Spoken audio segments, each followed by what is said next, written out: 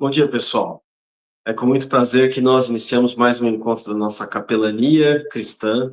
Nós estamos já há mais de 60 encontros falando sobre Jesus e sobre como isso nos ajuda no nosso dia a dia, inclusive e principalmente a não só prestar um trabalho melhor, mas a oferecer também o nosso trabalho a Deus.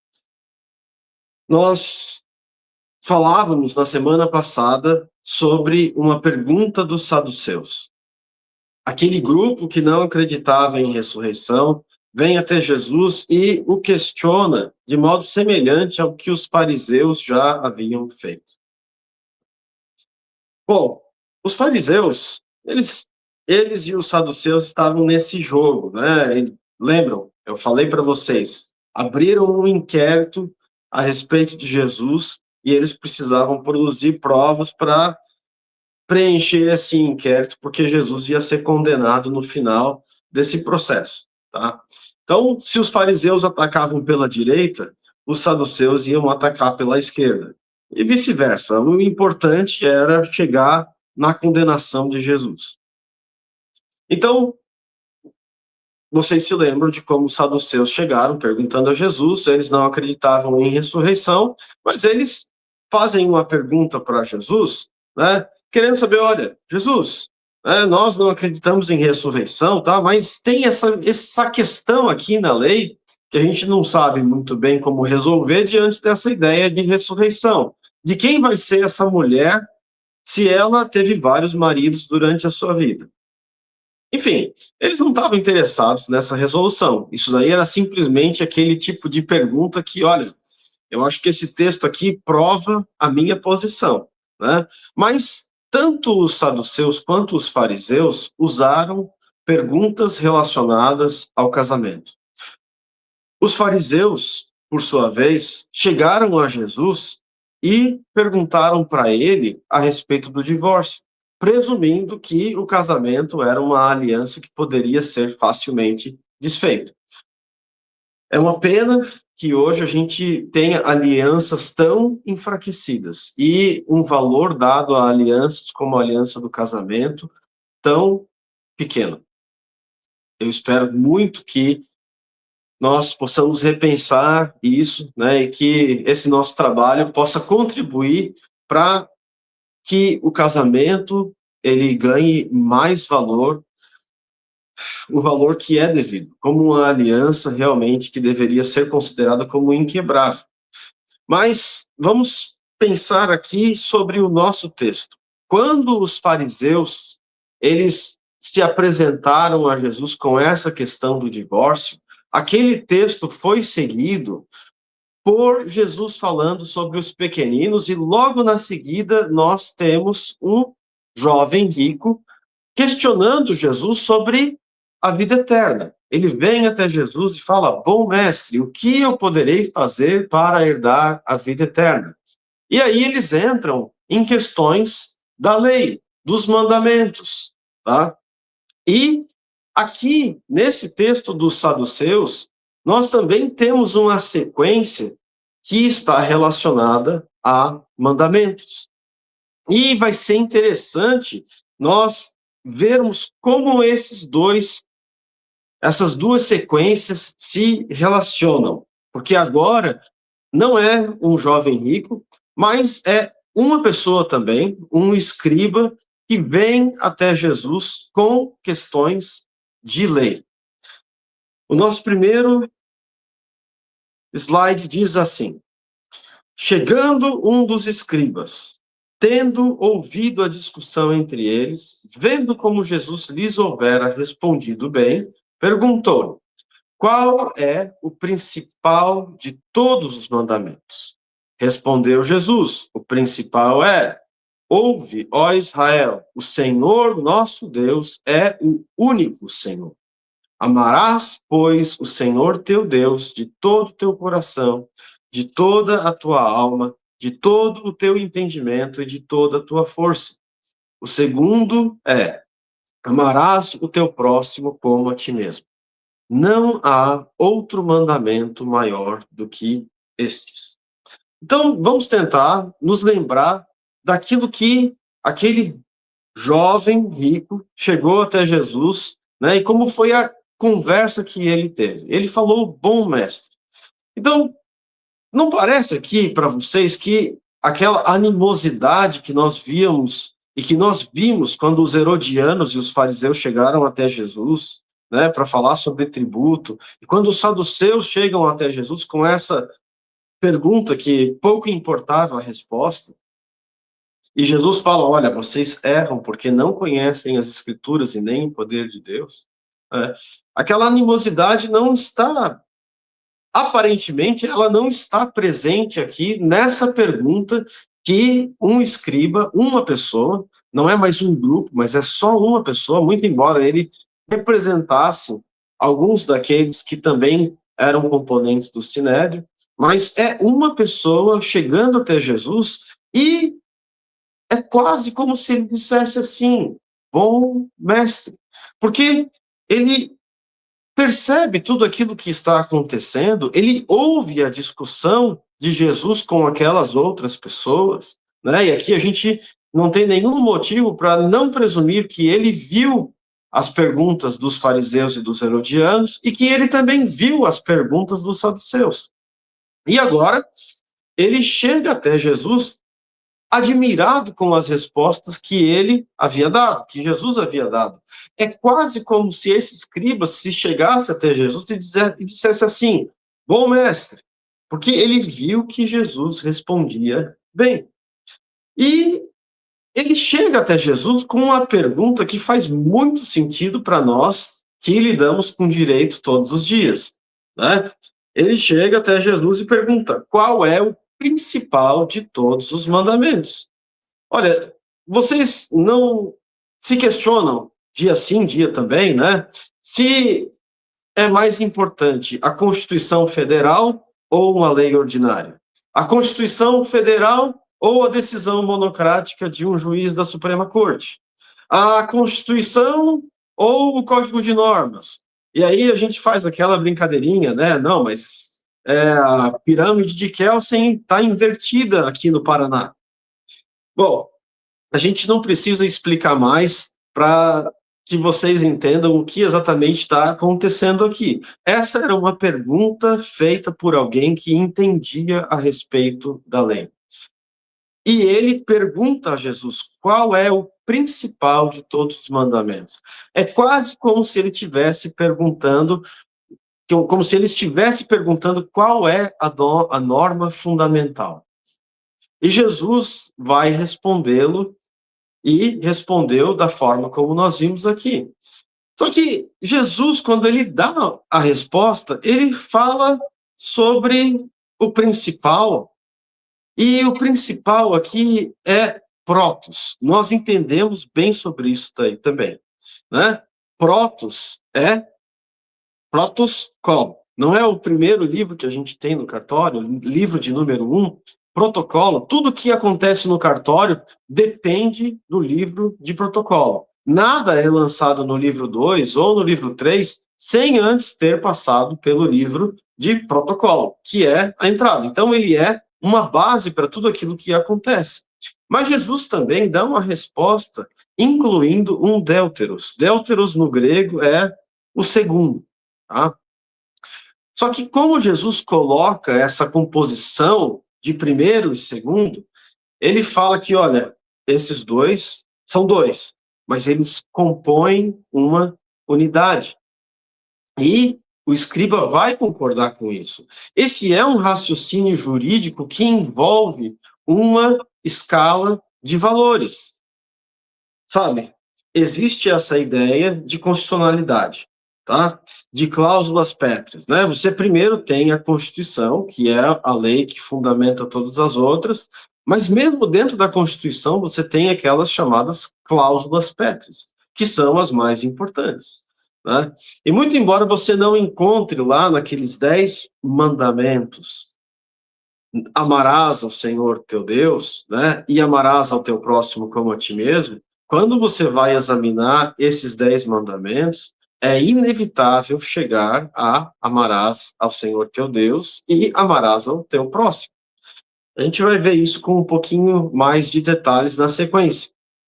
Mas essa era uma pergunta feita por alguém ocupado com questões legais. E o texto prossegue da seguinte forma: Disse-lhe o escriba: Muito bem, mestre. E com verdade disseste que ele é o único, e não há outro senão ele. E que amar a Deus de todo o coração, e de todo o entendimento, e de toda a força, e amar o próximo como a si mesmo, excede a todos os holocaustos e sacrifícios. Vendo Jesus que ele havia respondido sabiamente, declarou-lhe: Não estás longe do reino de Deus. E já ninguém mais ousava interrogá-lo. Essa é a palavra de Deus escrita no Evangelho de Marcos, capítulo 12, versículos 28 até 34. Então, vamos considerar esse texto. Nenhum outro mandamento conseguia exprimir resumidamente o conteúdo de tantos outros. Vamos pensar o seguinte, tá? A gente não estudou o livro de Deuteronômio, mas quem tiver interessado vai abrir lá em Deuteronômio, capítulo 5, e vocês vão ver que a lei, ela é falada lá em Deuteronômio, capítulo 5, aqueles 10 mandamentos. E o primeiro mandamento é: não terás outros deuses diante de mim. E a partir do capítulo 6, Moisés vai explicar cada um desses mandamentos. E o capítulo 6 é essa parte que Jesus citava e que, olha, todos os judeus piedosos, aqueles que realmente queriam viver obedecendo, né, a palavra de Deus, eles citavam isso todos os dias. Citavam o quê? Né? Esse texto que nós vimos aqui antes, no slide anterior. Ouve, ó Israel, o Senhor nosso Deus é o único Senhor. Amarás, pois, o Senhor teu Deus de todo o teu coração, e assim por diante. Essa é a explicação que Moisés deu, é o começo, né, da explicação que ele deu sobre o que significava não terás outros deuses diante de mim. E vamos pensar sobre esse mandamento. Se eu amar a Deus dessa forma, isso significa, obviamente, que eu não me curvarei a outros ídolos, que é o segundo mandamento. Mas isso também significa que eu não usarei o nome de Deus em vão, porque afinal de contas eu amo a Deus de todo o meu coração. E esse é o terceiro mandamento. E se eu amo a Deus de todo o meu coração, é óbvio que eu vou chegar no dia de sábado e vou santificá-lo a Deus, guardando, né, o sábado assim como Deus havia ordenado, tá? E é óbvio que se eu amo a Deus, eu vou honrar a Deus como o meu Pai, porque é dessa forma que ele se apresenta a Israel lá no livro de Deuteronômio. E é dessa forma que Jesus também nos ensina a orar, quando ele fala assim: quando vocês forem orar, vocês vão começar assim: Pai nosso que estás nos céus. Fica fácil de perceber como boa parte da lei está contida nisso: amarás ao Senhor teu Deus de todo o teu coração, tá? E quando nós olhamos para o amor ao próximo, acontece exatamente a mesma coisa. Porque se eu devo amar ao meu próximo como a mim mesmo, é óbvio que eu não vou matar alguém. E se eu amo o meu próximo como a mim mesmo, é óbvio que eu não vou roubar algo que é do meu próximo. E se eu amo o meu próximo, eu não vou cometer adultério com a mulher dele. E se eu amo o meu próximo, eu não darei falso testemunho a respeito do meu próximo. E se eu amo o meu próximo, eu não vou cobiçar coisa alguma que seja dele.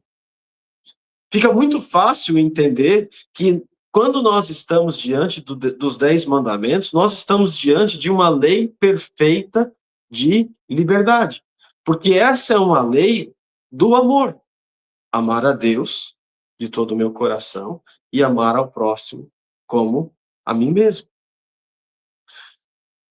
Vamos pensar aqui sobre esse sistema legal, né? E sobre o nosso sistema legal também. Porque o que é pior dentro do nosso sistema legal, tá? O que é pior diante das nossas leis? É roubar o nosso próximo ou é roubar de Deus o que é devido a ele? A gente vem vendo por várias ocasiões que lá em Jerusalém, na época de Jesus, Deus estava sendo roubado daquilo que lhe era devido, tá? Então, vejam só, vamos pensar no nosso esquema legal. O que é pior? E eu acho que fica fácil de a gente perceber como o nosso sistema legal está estruturado. Tá? Mas vamos pensar agora a respeito do nosso sistema de valores. O que vocês acham dentro do sistema de valores de cada um de vocês agora, tá? É mais importante vocês conviverem com uma pessoa que trata todos bem ou com uma pessoa que ama a Deus e por isso ela trata todos bem? Eu queria só chamar a atenção de todos nós para isso, né? Porque é óbvio que não me interessa lidar com uma pessoa que diz amar a Deus e que não ama o seu próximo. A carta, uma das cartas do apóstolo João, né, diz assim: quem diz que ama a Deus e não ama seu irmão é mentiroso. Então a gente já tem como resolver essa questão, tá? Mas vejam quantas vezes a gente acaba se enganando, pensando que não existe absolutamente problema algum em uma pessoa tratar todas as pessoas muito bem, ser cordial, né? A nossa lei diz que nós devemos tratar as pessoas com urbanidade, né? Bom, eu diria que nós precisamos tratar as pessoas como superiores a nós mesmos. Mas quantas vezes vocês já não ouviram algo como isso, né? Nossa, aquela pessoa é tão legal, ele trata todo mundo bem, ele se casou, né? Tá casado há tanto tempo já, os filhos dele são todos eles gente boa, sabe? O cara é perfeito, né? Só falta virar crente, só falta se converter, né? E é claro, quem já ouviu esse tipo de história, né? Eu acho que vocês até talvez já tenham falado isso, tá? E sempre, né, aparece alguém dizendo, bom, falta o principal. Sabe, quantas vezes a gente mantém a ilusão de que é possível amar ao próximo como a nós mesmos, sem amar primeiro a Deus?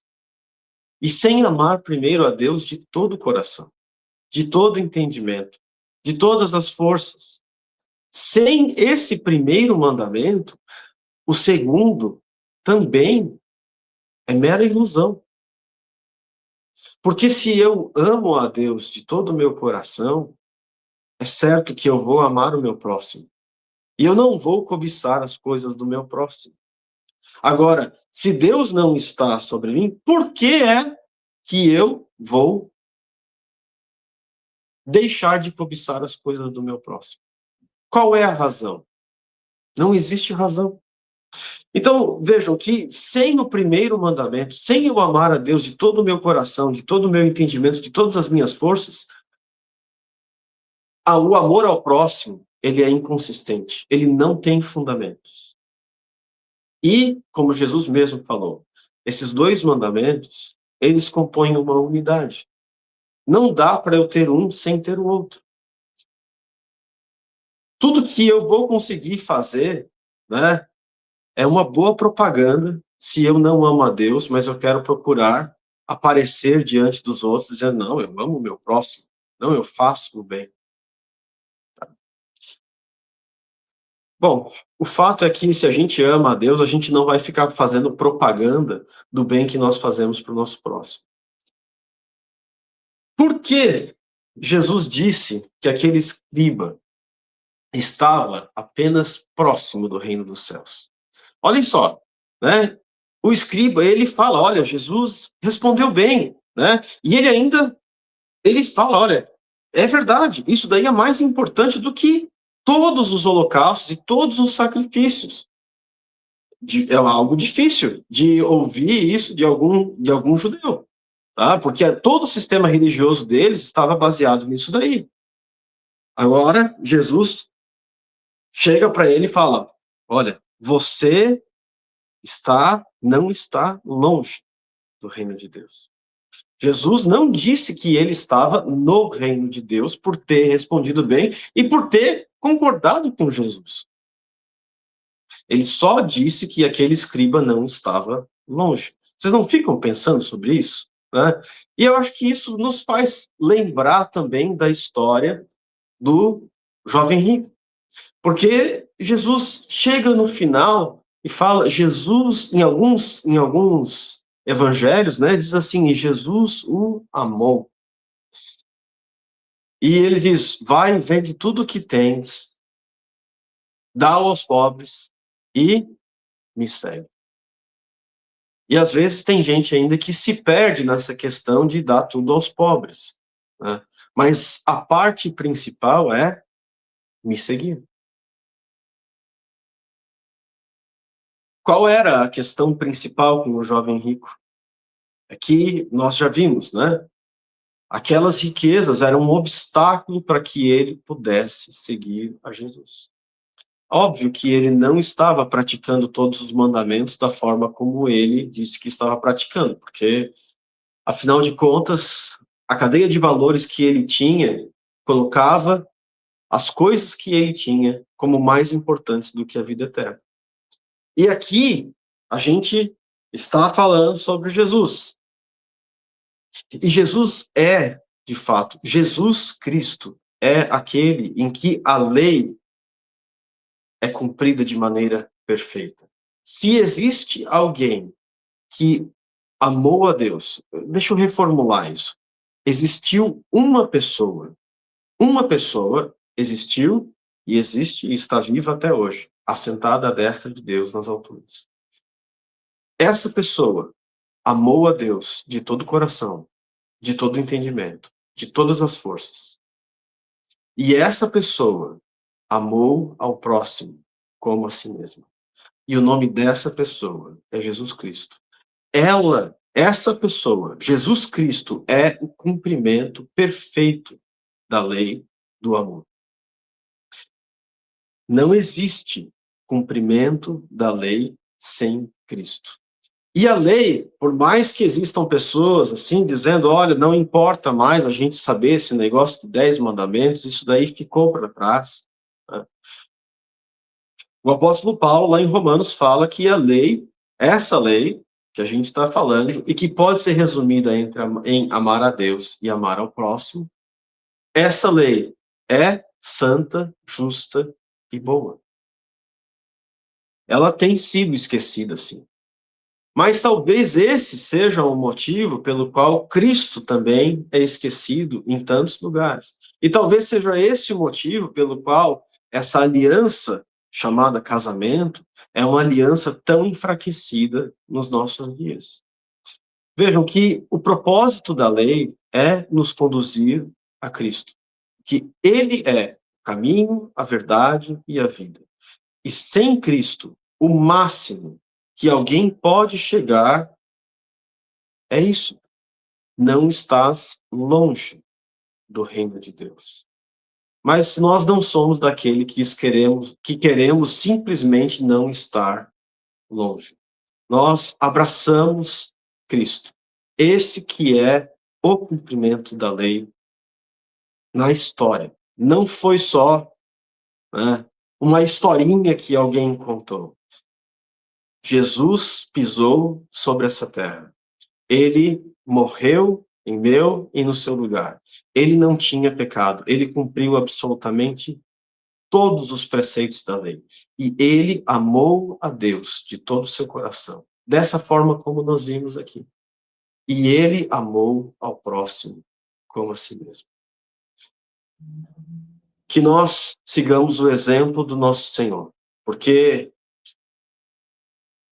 se nós morremos com Cristo, nós também ressuscitamos com Cristo. E essa vida que nós vivemos hoje na carne é dessa forma que nós resumimos: Cristo vive em mim. Vamos orar.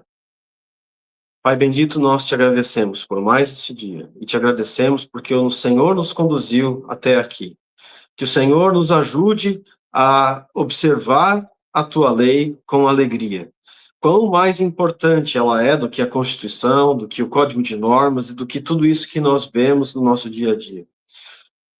Mas que o Senhor nos ajude a observar todas essas questões legais com as quais nós nos deparamos no nosso dia a dia, à luz da tua palavra e à luz da tua lei, para que, em primeiro lugar, nós amemos ao Senhor de todo o nosso coração, assim como a tua palavra nos ensina, e que, amando a Deus, nós amemos também ao nosso próximo como a nós mesmos.